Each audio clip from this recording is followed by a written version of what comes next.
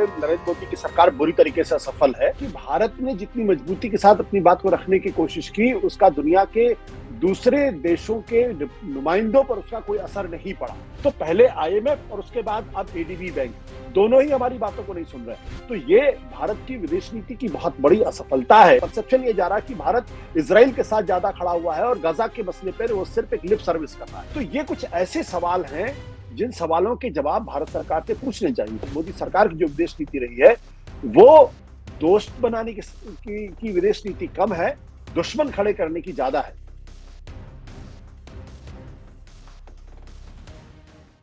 नमस्कार, मैं हूं अंकुर। आप देख रहे हैं सत्य हिंदी का विशेष कार्यक्रम आशुतोष की पैनी नजर। कार्यक्रम में आशुतोष जी खबर की खबर लेकर असली खबर बताते हैं। अब बात खबर की कर लेते हैं।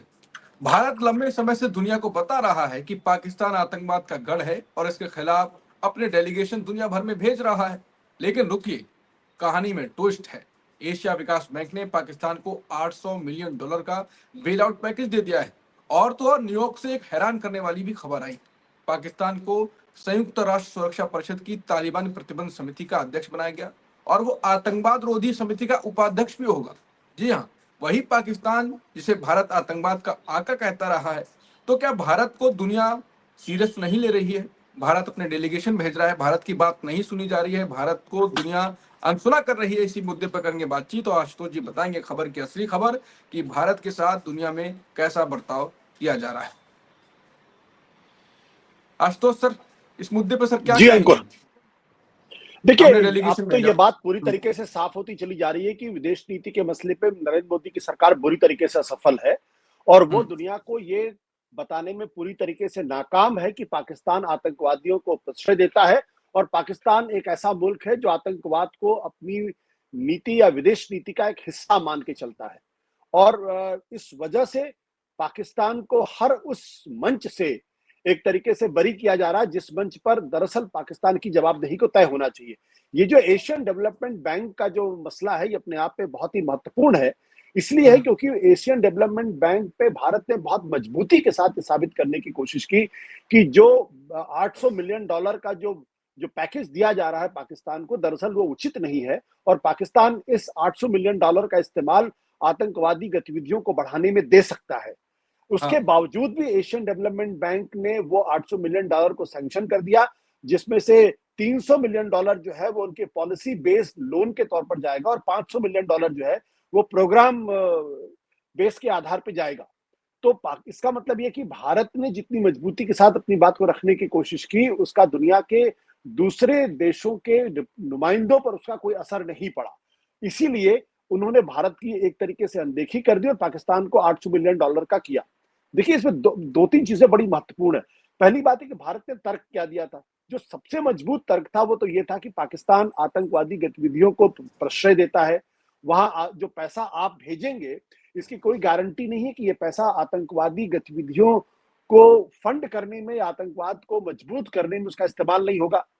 इस बात को एडीबी बैंक के लोगों ने बिल्कुल जो है मानने से एक तरीके से इनकार कर दिया।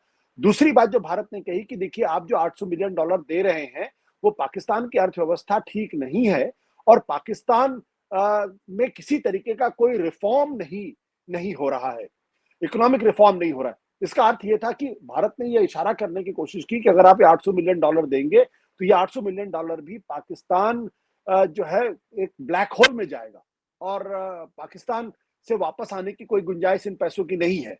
फिर यह भी कहने की कोशिश की गई थी, देखिए पाकिस्तान के अंदर रिफॉर्म नहीं हो रहे क्योंकि वो तो बहुत ही कमजोर वहां पे सरकार, शहबाज शरीफ की जो सरकार है बहुत कमजोर सरकार है। जो पैसा होगा वो पैसा मिलिट्री में ज्यादातर चला जाएगा। अगर मिलिट्री में चला गया तो फिर उस पैसे का दुरुपयोग होगा।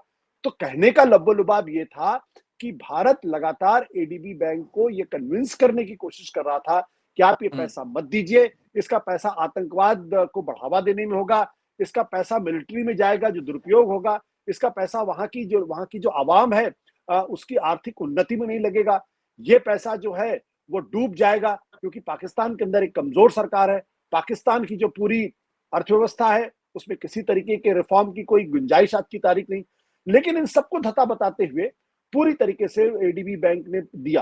तो इसका क्या अर्थ लगाया जाए? और इसके ठीक पहले अगर आप ध्यान से देखें तो आईएमएफ से भी $1 बिलियन का लोन, वो बेल आउट पैकेज वो पाकिस्तान को दिया गया था। उस वक्त भी बिल्कुल भारत ने आईएमएफ को लगातार बताने की कोशिश की कि आप ये पैसा क्यों ऐसे वक्त में दे रहे हैं, जबकि पहलगाम के जैसा हादसा हो चुका है और पाकिस्तान के ऊपर लगातार ये आरोप लग रहे हैं कि पाकिस्तान इन पैसों का इस्तेमाल गलत जगह पे करता है, अपनी सेना हथियार खरीदने में करता है, आतंकवाद को बढ़ावा देने में होता है।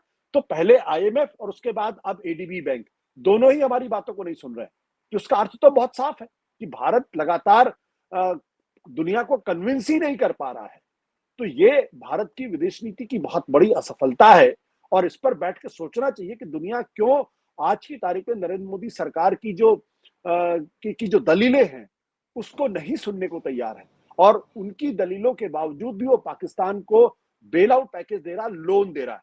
अब एक और चीज इसमें आ गई है कि ये कहा जा रहा है कि आने वाले कुछ समय में भारत फिर कोशिश करेगा कि एफएटीएफ में आतंक पाकिस्तान को जब ग्रे लिस्ट में डलवा दिया। ग्रे लिस्ट में बिल्कुल। जब आप आईएमएफ को नहीं कन्विंस कर पाए, जब आप एडीबी बैंक को नहीं कन्विंस कर पाए, तो आप एफएटीएफ को कैसे कन्विंस करेंगे? इसलिए ये बहुत ही दुखद स्थिति है और भारत के लोगों को इस बारे में सोचना चाहिए। बिल्कुल, भारत के लोगों को इस बारे में सोचना तो चाहिए। जो जैसा कि आपने कहा कि हमने काफी तर्क दिए कि पाकिस्तान की आर्थिक व्यवस्था, आर्थिक हालात कैसे हैं, संकट में है, ऐसा होगा वैसा होगा, लेकिन ये बात भी सच है। तो इनको धता बताया गया, किस किस जिम्मेदारी पर पाकिस्तान को इतना भाव दिया जा रहा है दुनिया में? नहीं, सवाल जिम्मेदारी का नहीं है। सवाल इस बात को लेकर ये कि भारत अपनी बातों को अंतर्राष्ट्रीय मंचों पर मजबूती से या तो रख नहीं रहा है, या उसकी बातों को लोग तवज्जो नहीं दे रहे। दोनों ही स्थितियां हो सकती हैं। और एक चीज ये है कि जिस तरीके से मुझे लगता है कि भारत की जो विदेश नीति के जो रखवाले लोग हैं, वो शायद उन्होंने पिछले दिनों में जो तमाम देश हैं और तमाम जो उनके रिप्रेजेंटेटिव्स हैं, उनको नाराज ज्यादा किया है और कुछ ऐसी पॉलिसीज परसू की हैं जो लोगों के गले नहीं उतर रही। अब जैसे एक उदाहरण तो आप ये ले लीजिए कि जिस तरीके से गजा पे इजराइल लगातार हमले कर रहा है, वहां के निर्दोष लोगों को लगातार कत्लेआम कर रहा है, नरसंहार कर रहा है, जेनोसाइड कर रहा है, उस पर साउथ अफ्रीका लीड लेने की कोशिश करता है, वो इजराइल के खिलाफ बात करने की कोशिश करता है, फ्रांस उनसे इनके खिलाफ बात करने की कोशिश करता है, जर्मनी बात करने की कोशिश करता है। सब लोग एक तरीके से इजराइल की इस हरकत पर काफी नाराज है, लेकिन भारत इस पूरे मसले पर दो टूक स्टैंड नहीं रख रहा, और बल्कि परसेप्शन ये जा रहा है कि भारत इजराइल के साथ ज्यादा खड़ा हुआ है और गजा के मसले पर वो सिर्फ एक लिप सर्विस कर रहा है। इसी तरीके से जब यूक्रेन की लड़ाई हुई, उस वक्त भी जब पूरी दुनिया, पूरा जो यूरोपियन यूनियन है और अमेरिका वो यूक्रेन के साथ खड़े हुए थे कि उनको ये मानते थे कि रूस ने गलत किया है, और रूस जिस तरीके की पॉलिसी कर रहा है, जिस तरीके से हमले कर रहा है, उससे एक संप्रभु देश की जो संप्रभुता है वो खतरे में पड़ रही है। वो जानबूझकर यूक्रेन पर को अपने कब्जे में लेना चाहता है। उस वक्त भी भारत ने रूस के साथ लगातार अपनी जो ऑयल थी, क्रूड ऑयल, वो लगातार उनसे लेता रहा।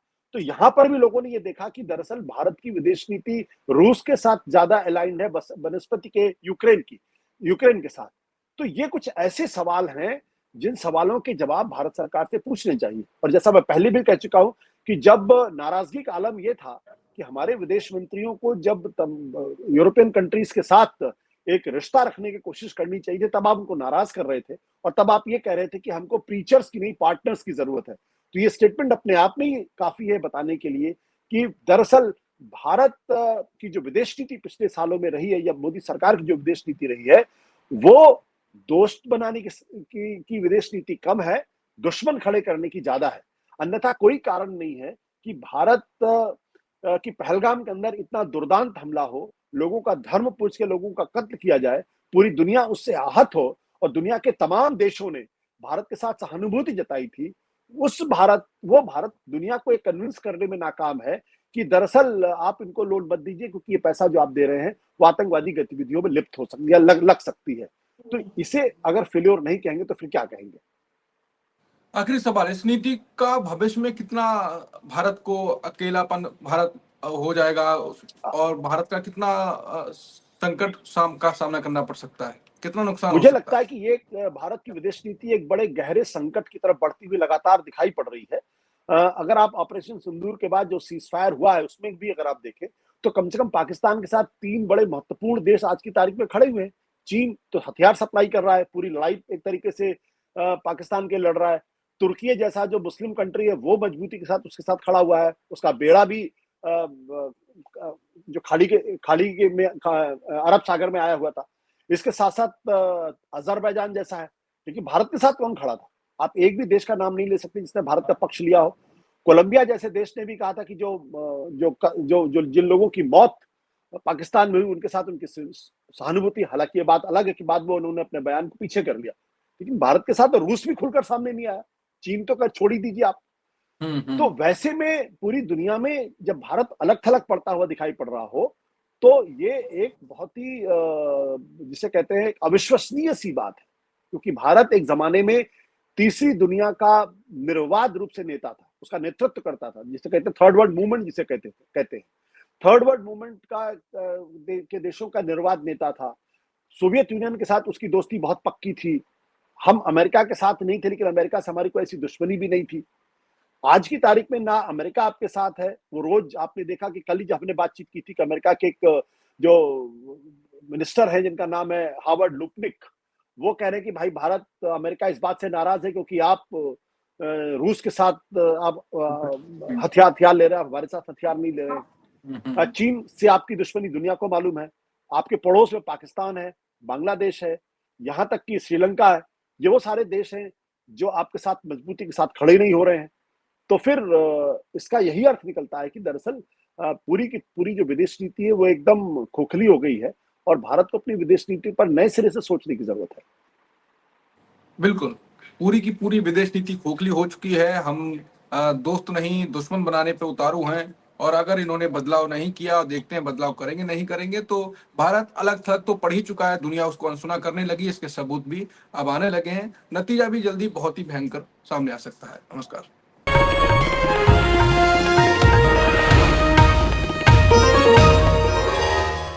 Copyright disclaimer under Section 107 of the Copyright Act 1976. Allowance is made for fair use for purposes such as criticism, comment, news reporting, scholarship, and research. Fair use is a use permitted by copyright statute that might otherwise be infringing.